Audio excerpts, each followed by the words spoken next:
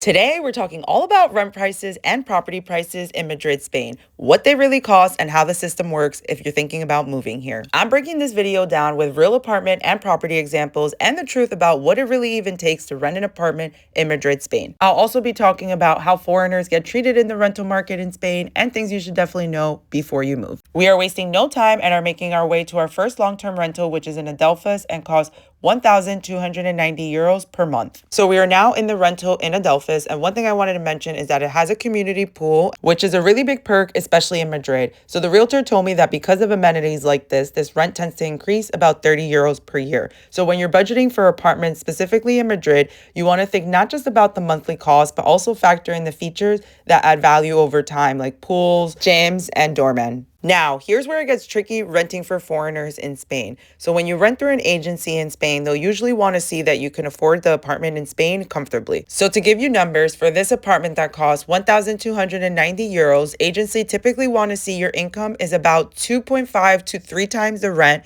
which works out to roughly 3,225 euros to 3,870 euros per month. Realtors, of course, check your financials to make sure everything lines up. And if you don't have a Spanish employer or proof of stable income in Spain, it's unfortunate, but very possible that your application could be overlooked, even if you could pay the rent. That's just the way the system works here in Spain. In a second, I will mention ways to strengthen your application if you're a foreigner. But before I do that, I also want to mention what it takes to sign the lease to this apartment. To sign the lease to this apartment, it would cost 3 times the rent, so it would be 1 month rent, 1 month security deposit, and 1 month realtor fee. Right before I went to see this apartment, I also had to sign a contract with the realtor that was basically a non-compete, ensuring that if I wanted this apartment, the real estate agency was responsible of the whole transaction. So in other words, there would have been no way to remove this real estate agency from getting this rental. You don't always have to go with the real estate agency when you're renting in Spain. And in fact, I always say to go direct landlord if possible. Reason being, 1, it's always good to remove the middleman. And 2, the tenant will save money. 1,290 euros is definitely a nice chunk of change. Now, as promised, very important, some ways to strengthen your application if you're a foreigner renting in Spain. First things first, you might want to think about providing a guarantor in Spain. If you don't know what that is, I will tell you. A guarantor, also known as avalista in Spanish, is someone who legally agrees to cover your rent if you cannot pay.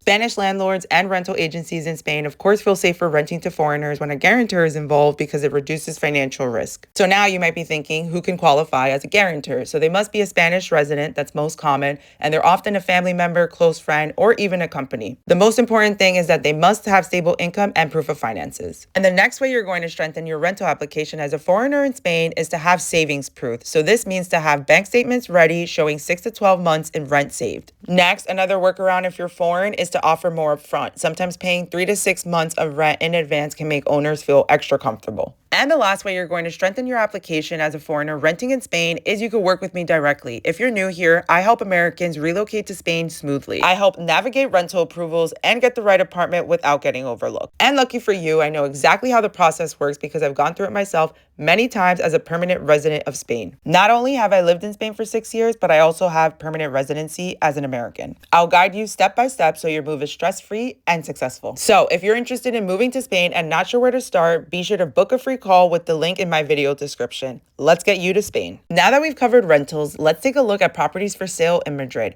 I want to show you a real example so you can see what it actually costs and what to watch out for. This apartment is in Retiro, one of the most sought after areas in Madrid. The details on this unit are as follows. The price is 445,000 euros. The size is 44 meters square, including closet space, 40 meters square without closet space, and this is a 1-bedroom apartment. All right, so at first glance, it's a good location, but here's my personal take. The floor plan is a bit awkward, especially the kitchen setup. The apartment could also use some renovations, particularly in the kitchen. And if you're picky about layout, this is something to consider definitely before buying. And the last thing I want to say about the floor plan is that the bathroom also had a unique setup with the toilet and shower separate.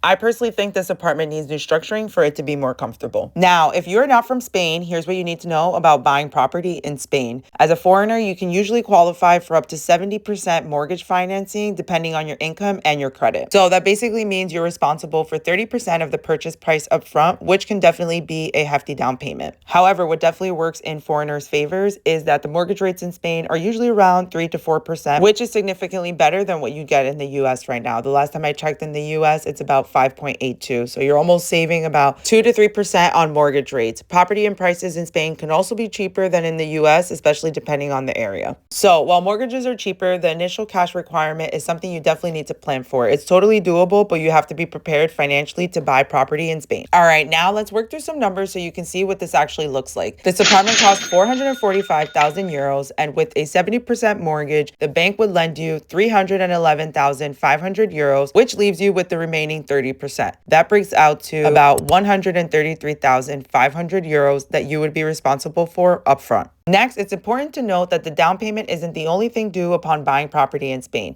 You also have taxes and closing costs. These closing costs include things like transfer tax, VAT, notary fees, land registry, and other costs when applicable. So for estimation purposes, extra costs are usually around 10 to 12% of purchase price. So with this specific property, you're looking at roughly another 45 to 55,000 euros for closing costs. Now, here's the handy dandy list of documents that you need to apply for a Spanish mortgage as a non-resident. First things first, you need proof of income and employment. You need tax returns from your home country or wherever you're residing. You need bank statements demonstrating proof of funds. You need a credit report from your country of residence. You need your NIE, which is basically your foreign number of identification here in Spain. And then you also need all these documents to be officially translated into Spanish, and some documents may require an apostille to confirm their authenticity. As you can see, renting and buying in Spain are both a process. I recommend to save as much money as you can and to start your property research in advance. I really hope this video gives you a real look at what it's like to rent or buy here as a foreigner in Spain.